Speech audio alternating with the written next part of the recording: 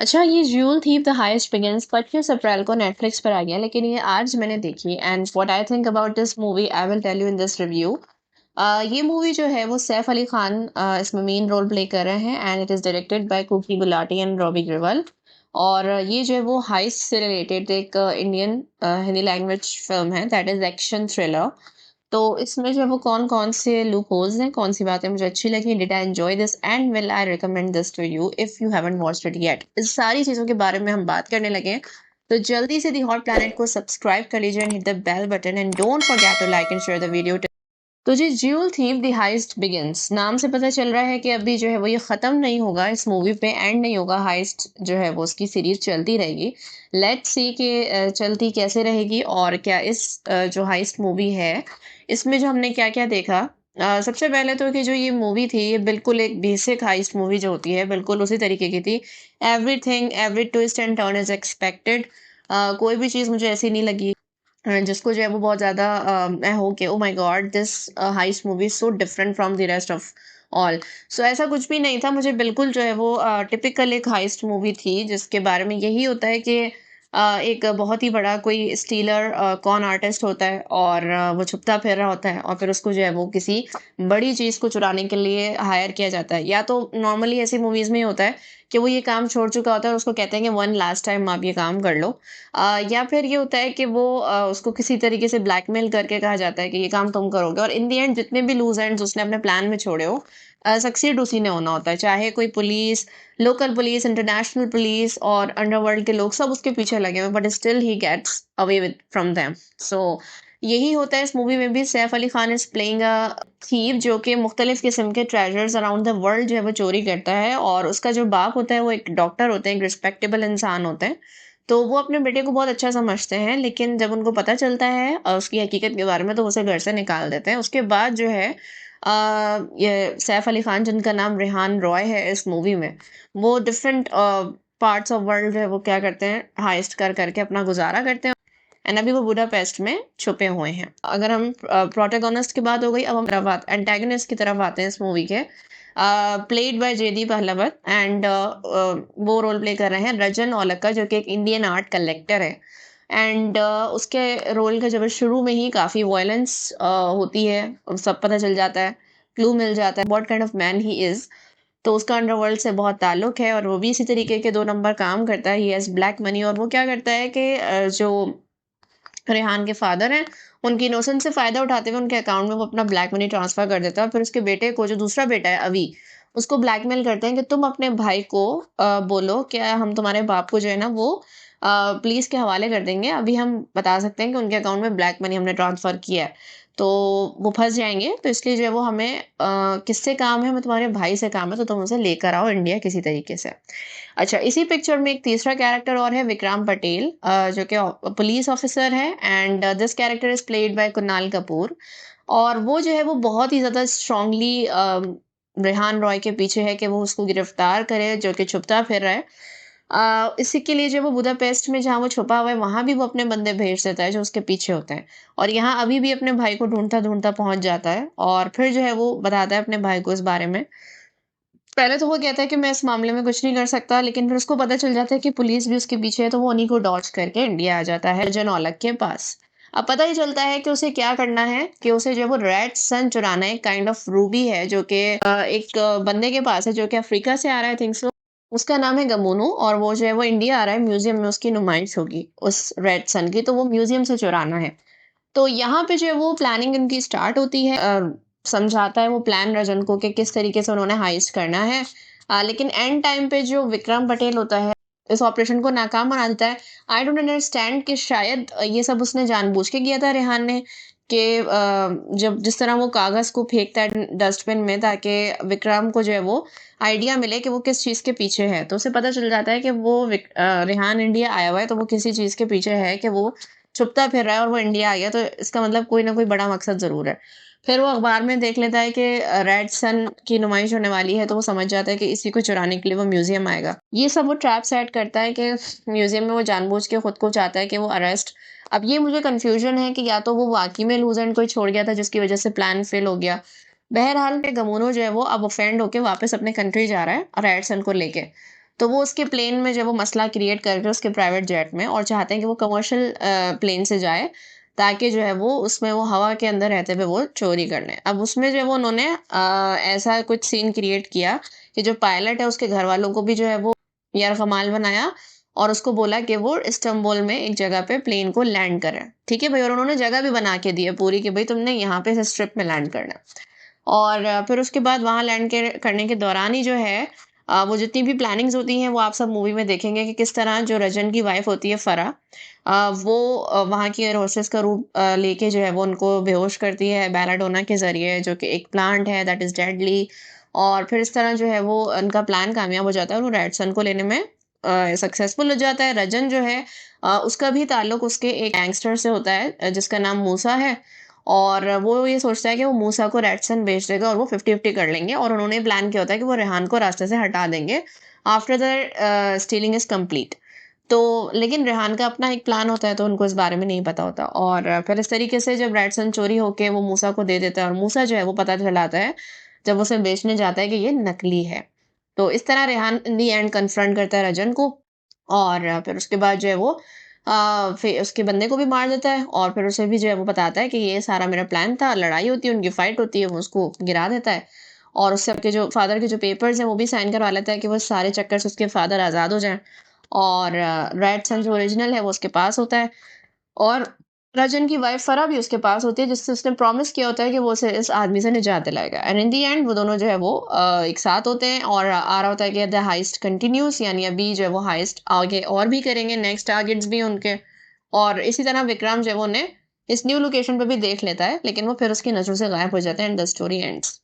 अब इस स्टोरी में जो मेरा ख्याल है इस मूवी को लेके, so very basic and a below average kind of film this is. और इसमें जो है वो सबसे पहली बात तो मेरी ये समझ में नहीं आ रही, जो मुझे सबसे ज्यादा फनी पॉइंट की लगा, कि ज्यूल थीफ को बड़ा ही कोई हीरो बना के दिखाया जा रहा है कि जैसे he is doing a really great job in earning money.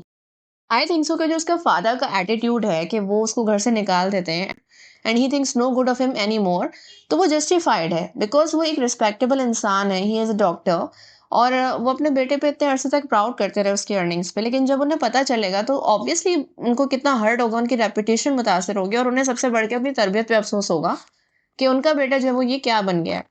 तो अब उसमें जो आर्ग्यूमेंट है बाप बेटे के दरमियान जब वो कन्फ्रंट करता है रेहान अपने फादर को, दैट वाज सो फनी। ये वो कहता है कि आप अब डॉक्टर होके भी अपनी माँ को नहीं बचा सके, तो ये किसने कह दिया कि डॉक्टर होने का मतलब है कि अपने घर के हर फर्द को बचा सकते हो। दूसरी बात ये वो ये कहना चाह रहा है कि आपके पास पैसे नहीं होते 10-10 रुपए के लिए आप लोगों को दवाई लिख के देते हो, इस तरह घर नहीं चलते और जिंदगी तो पैसे से चलती है। सो ऑब्वियसली जिंदगी पैसे से चलती है, सो गो एंड अर्न मनी, लेकिन इसका ये मतलब तो नहीं कि आप गलत मीन्स के थ्रू अर्निंग करो। ये कहाँ से जस्टिफाइड हो गया कि आप जो है वो पूरी दुनिया की इंटरनेशनल एंड लोकल पुलिस आपके पीछे पड़ी हुई है, आप ऐसे काम करते हो और आप उसको फखर से बता रहे हो कि भाई मैं ही आपको बचा सकता हूँ। And the next thing he said, जब वो अपने फादर को डायरेक्टली नहीं बताना चाह रहा होता कि उनके साथ क्या हो चुका है, वो इनडायरेक्टली बताता है कि मैं आपको आपके दुश्मनों से भी बचाऊंगा। तो दुश्मन तो वो उनके हैं ही नहीं, वो तो बेचारे सीधे साधे से इंसान है, उनका तो कोई दुश्मन बनता ही नहीं अगर तुम ऐसे इंसान ना होते। एक्चुअल में तो तुम्हारा अंडरवर्ल्ड से ताल्लुक है जिसकी वजह से रजन औलख जो वो आपके पीछे पड़ा है, और उसको उसने आपके फादर तक उसको रीच हो गई, और उसने उन बेचारों के नुकसान कर दिया, उनको फंसा दिया। तो ये तो आपके दुश्मन है जो जिसका असर उन पर आ रहा है। तुम्हें सोचने का मुकाम है कि तुम्हारी इन हरकतों की वजह से देखो तुम्हारी फैमिली के ऊपर बात आ रही है, तुम्हारे भाई को हरास किया गया, तुम्हारे बाप के साथ जो है वो ये हुआ कि उनकी इज्जत जो है वो जाते जाते बच गई। तो इसमें तुमने उनको बचाया नहीं, you are just paying for the trouble you yourself caused in his way. तो ये तो तुम्हारी गलती है सारी। इसमें जो है वो उनका तो कोई कसूर ही नहीं था। तुमने आखिर में दिखाते हैं कि वो जैसे रिडेम्पशन हो गई हो ना रेहान की, कि जब उसका भाई बताता है अपने बाप को कि देखें ये सब रेहान ने किया, आपको बचाया, ये आपके डॉक्यूमेंट्स हैं, जब उनको टीवी पे न्यूज़ में देख के पता चलता है कि रजन औलख जो है वो क्या चीज़ है। अच्छा, मुझे इतना फनी लगा कि जब अब्बा अब देख रहे हैं टीवी पे कि रजन औलख कौन है, और पता चलता है अंडरवर्ल्ड और ये सब बारे में, तो इतनी बड़ी मतलब डीलिंग करते हुए कैसे इस इंसान के बारे में पता ना चले, जो कि मुझे तो अगर मैं मूवी में देखूं तो मुझे तो वो शक्ल से देख के ही इतना ऑकवर्ड एंड ऑड फील हो रहा है that what kind of person he is. चलो खैर, धोखे भी होते रहते, हो गया होगा। Next loop hole, the funny thing कि वो रजन की वाइफ से इतना ज़्यादा क्लोज हो गया है एक तरफ जो है वो रजन अपनी वाइफ को इस तरीके से ट्रीट करता है और बिल्कुल रबिश की तरह फराह को जिस तरह वो बताया और जिस तरह वो पूछता है कि फराह से कि तुमने शादी क्यों की, तो कहता है तुमने उसके साथ हाइस्ट क्यों करे हो, सबकी अपनी अपनी मजबूरियां होती हैं। नो डियर, सबकी अपनी अपनी मजबूरियां नहीं होती, चॉइसेस होती हैं। पैसे के लिए ये चॉइस कभी नहीं होती कि आप जो है वो एक ऐसे खतरनाक खेल में पड़ जाओ या ऐसे इंसान के साथ शादी कर लो। That is totally your choice. आप दूसरी तरफ भी जा सकते हो, अगर आपको गलत रास्ता ही अपनाना है तो इसके लिए ऐसे इंसान का सहारा लेने की ये ज़रूरत है जो आपकी ज़िंदगी को मेज़रेबल बना दे। बहरहाल अब रजन वैसे तो अपनी हर चीज़ को लेके इतना पॉसेसिव और सब कुछ है, लेकिन वो इतना ईज़िली अपनी वाइफ़ को लेके ट्रस्ट कर रहा है एक अननोन पर्सन को, जो कि एक कॉन आर्टिस्ट है। तो तुम कैसे ये कर सकते हो, अपनी वाइफ़ को उसके साथ खाना खिला रहे हो बिठा के और उसके साथ भेज रहे हो, वो उसकी वाइफ़ का नाम बड़ी ईज़िली ले रहा है, तो उसे कोई शक ही नहीं हो रहा। वैसे वो उसकी दिखाई है कि उसकी निगाह इतनी तेज़ है, वो ऐसे पहचान लेता है, लोगों को ऐसे पकड़ लेता है। Then how dumb kind of villain he is. पता ही नहीं चल रहा उसको कि रेहान है और उसकी वाइफ़ के दरमियान जो है वो नज़दीकियाँ बढ़ी हैं। कितनी दफ़ा वो दोनों उसी घर में रहते हुए एक-दूसरे से बात कर रहे होते हैं। कभी वो बच जाते हैं उसके बंदों की नज़र से, कभी किसी की, लेकिन उसको भी नज़र नहीं आता। ऐसा कैसे हो सकता है? बंदा तो एक्स्ट्रा कॉशियस हो जाता है कि हाँ, मेरी ये ऐसा इंसान है, ऑब्वियसली मेरी बीवी पे ये नज़र रखेगा और उसको अपनी बीवी का भी पता होता है कि मैंने इसे किस तरीके से रखा हुआ है, तो ये भी एस्केप का रास्ता ढूँढेगी जब इसको मिलेगा। ही अंडर एस्टिमेट्स हिम। बहुत ही अनरियल था ये। इसके अलावा the next unreal part of the plot is कि जब वो म्यूज़ियम का इतना सारा निज़ाम देखते हैं कि इतना सख्त और स्ट्रिक्ट सिस्टम है, लेज़र लाइट्स हैं जो कि इंसान को 1 सेकंड में बर्न कर सकती हैं। तो वो कैसे पॉसिबल है कि वो इतना इतना बड़ा लूप होल कि वो जो मैडम लोबो होती हैं, जिनके ऑफिस में उनका पासवर्ड है, जब वो सिक्योरिटी अलार्म्स बज जाते हैं पूरी बिल्डिंग में, लाइट चली जाती है, जनरेटर्स का सिस्टम डाउन हो जाता है और फिर जब वापस रिकनेक्ट हो जाता है, फिर इसी तरीके से जो बंदा सोया हुआ था जिसके हाथ में जनरेटर्स का सिस्टम था, उसको उठाने के बाद वो ये पूछ ही नहीं रहे उससे कि लास्ट टाइम तुम्हारे पास कौन आया था, तुम ऐसे कैसे सो सकते हो, आज तक तुम्हारी ड्यूटी पे ये नहीं हुआ कि तुम अपना काम करते हुए सो जाओ। वो तलाशी हो रही है, तलाशी ही नहीं ले रहे कि मतलब कोई बिल्डिंग में एंटर हुआ है, किसने ये सिस्टम शट डाउन कर दिया, ऑफ कर दिया जनरेटर्स का, कैसे जनरेटर जब वो बैकअप जनरेटर्स बंद हो गए, कोई इस बारे में नहीं सोच रहा। और मैडम फिर उसके बाद जब वो अलार्म बजता रहता है तो मैडम लोगों के पास पासवर्ड है, अब वो अपने रूम में वापस जाएँगी जिसके बाहर ऑब्वियसली कोई सिक्योरिटी गार्ड नहीं है। तभी जो है वो इतनी ईज़िली एंटर हो गया रेहान उनके रूम के अंदर और अब वो उनकी अलमारी में छुपा हुआ है। और अब वो क्या कर रहा है कि वो आएँगी, पासवर्ड टाइप करेंगी। अच्छा, फिर उन्होंने सोचा था इस बारे में, मतलब इतना इंटेलिजेंट उनको दिखा रहे हैं कि उन्होंने सोचा था कि वो कोई लूज़ एंड रह गया तो क्या होगा? तो ऐसा होता है, वो अपना चार्जर भूल जाती है और वो उसी अलमारी में होता है जहाँ वो छुपा हुआ होता है। तो वो अलमारी खोलती, चार्जर निकालती, कुछ नहीं होता और फिर उनको कोई फ़ील होता है कि खिड़की से कोई बाहर निकला है, वो उधर जाती हैं तो वहाँ पे भी देख के वो एकदम पीछे से रजन आ जाता है तो वो इग्नोर कर देती हैं। How can you ignore, you are holding the biggest treasure in your museum और जिसकी इतनी बड़ी हिफ़ाज़त ज़रूरी है और आपके रूम में आपको बार-बार शक हो रहा है, लेकिन आप उसको नोटिस ही नहीं कर रहे। अच्छा, वो भाई फिंगरप्रिंट से उनका पासवर्ड भी उठा लेता है, फिर उसे क्रैक भी कर लेता है, सब हो जाता है। और लेकिन इन द एंड क्या है कि वो जो कैमरे में उसने एक डिस्टर्बेंस नोटिस की थी रेहान ने, जिसकी बेस पे उसने फैसला किया था कि वो इजीली कर पाएगा ये काम, वो चीज़ मैडम ने फिक्स करवा दी थी। सो ये रेहान ने पहले क्यों नहीं सोचा कि अगर उन्होंने ये चीज़ फिक्स करवा दी तो फिर उसकी कैसे एक्सेस होगा म्यूजियम के अंदर उस जगह पे जहाँ रेटसन रखा हुआ है। तो ये कितने बड़े बड़े लूप होल्स हैं कि मतलब पहले मैडम खुद ही कह रही हैं कि हमारे इतनी सिक्योरिटी टाइट है, शानदार है, ये है। कैसी सिक्योरिटी है जब आप इतना बड़ा पासवर्ड अपने पीसी पे कंट्रोल कर रही हैं और बाहर आपके जब वो कोई सिक्योरिटी गार्ड एंड ऑफिसर ही नहीं है, you are controller and you have no security guard. कोई भी इजीली आपके रूम में एंटर हो सकता है, आपकी अलमारी में छुप सकता है, आपके पीसी के कीबोर्ड से फिंगरप्रिंट्स उठा सकता है। ऐसा कैसा सिस्टम है यार आपका? तो ये भी एक बहुत ही ज़्यादा जो है वो मैं फ़नी ही कहूँगी। और इसके अलावा जो है वो सैफ अली खान के यूज़लेस जो पंचिंग सीन्स हैं, वो भी समझ से बाहर हैं कि आप कौन आर्टिस्ट भी हो, फिर आप हैकर भी हो, एट द सेम टाइम आप जब वो लोगों से लड़ाइयाँ भी लड़ लेते हो और फिर आप इस बात पे प्राउड करते हो। और आपने अपने फादर को कितनी ज़्यादा बेहिसी से कह दिया कि इस तरह करने से जो है वो 10-10 रुपए की दवाई देने से माँ वापस नहीं आ जाएगी। तो ये आपका एक्सक्यूज़ है कि भई माँ जो गई है वो आपकी वज़ह से गई है। What the hell is this excuse? Now let's talk about Farah, जिसका रोल निकिता दत्ता ने प्ले किया है। अच्छा, अब वो रात को मार खाती है और सुबह जो है वो फिर इतने स्टाइलिश कॉस्ट्यूम्स में जो है वो पेंटिंग करने निकल जाती है। मतलब अजीब सी ज़िंदगी है कि उसको ये सब भी अलाउ है, फिर एक तरफ उसके साथ ये सलूक भी होता है। Then she is independent to meet any person. फिर I don't understand this kind of relationship कि फजूल में बस इनको एक स्पाइस ऐड करना होता है मूवी में, जिसके लिए वो इस तरह के रख लेते हैं, और अब दोनों मिलके क्या फ्यूचर है दोनों का, दोनों मिलके हाइस्ट करेंगे अब।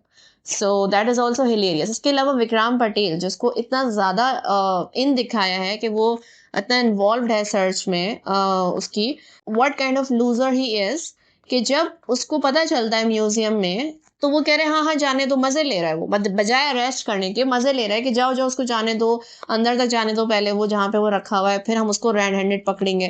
भाई ठीक है, अगर आप रेड हैंडेड उसको पकड़ेंगे तो अगर आपको पता चल गया that Rehan realises something is different, तो बजाय अलार्म्स बजाने के आपने उसको फौरन पकड़ना चाहिए था, ताकि वो आपके हाथ से ना निकले। एक ऐसा मुजरिम जो कि इतने अरसे से फरार हो रहा है, वो क्या क्या मीन्स नहीं जानता होगा दोबारा एस्केप होने के, वो सोच के ही आया होगा ना, जितने भी लूज एंड्स हैं। तो आप कैसे उसको मौका दे रहे हो? आपने अलार्म बजा दिया, उसको भागने का मौका दे दिया। किस तरीके की बात है? इवन आपके घर में भी कोई कॉकरोच, कोई माउस, कुछ भी चीज आ जाती है, तो आप उसको अलार्म नहीं करते, अचानक से अटैक करते हो ताकि उसको मार सको फौरन।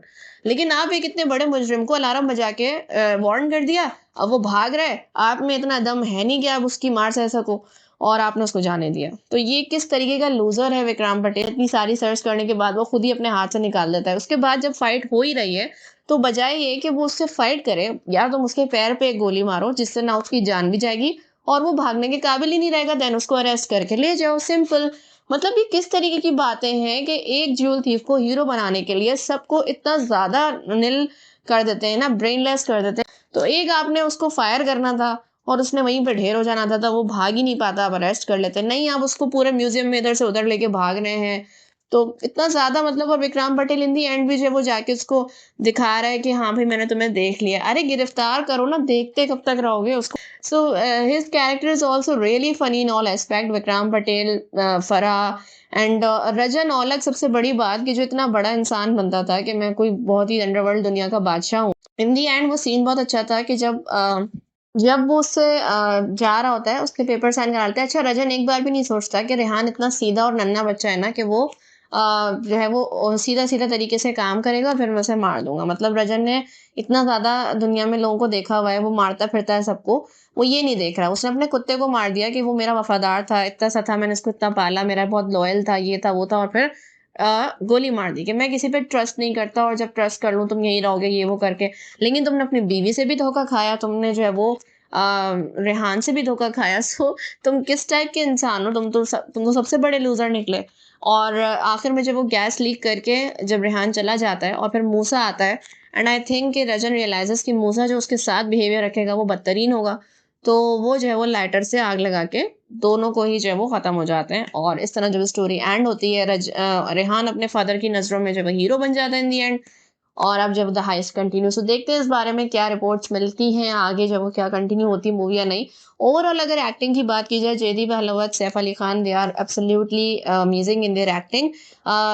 ऑब्वियसली जो उनके कैरेक्टर्स हैं, Jaideep has also really played well on his part. जिस तरीके का उनको इंसान दिखाया है और जिस तरह वो एक्टिंग करता है अच्छा बनने की उसके फादर के सामने, और फिर जो उसका वही क्रिमिनल एक बिहेवियर है ना, जो वो खतरनाक किस्म का। सो वो expressions and everything was on point, बहुत अच्छा डिस्प्ले किया उन्होंने।